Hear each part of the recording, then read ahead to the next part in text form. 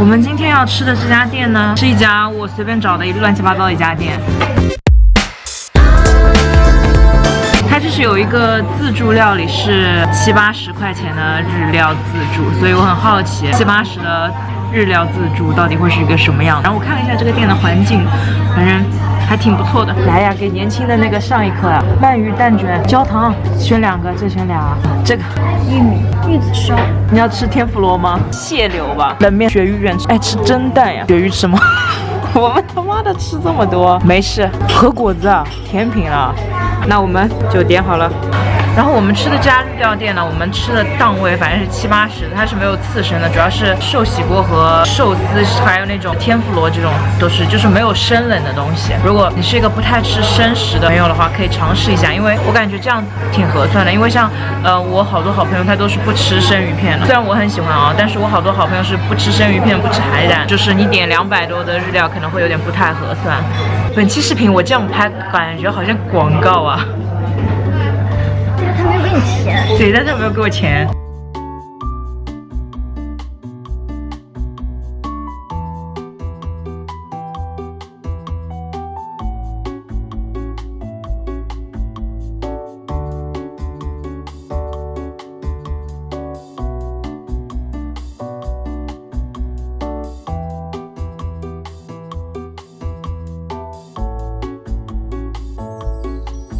这吃不热。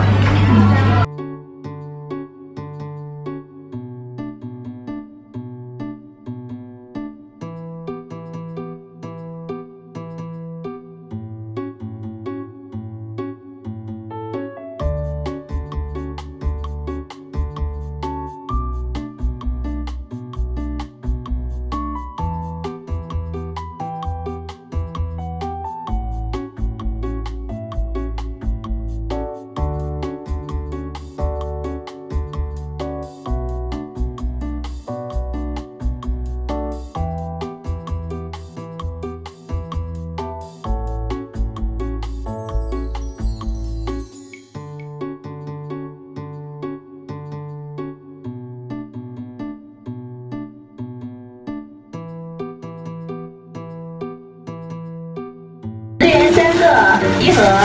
好，谢谢啊。我们回来的路上遇到了一家水果店，然后我们买了葡萄柚。我好难过，我曝光就是我们学校后门那家水果店，它那边很坑的，18块买一个，我到现在都没舍得吃那个，这个连包装都一模一样。这棵树直直的长在了桥中间，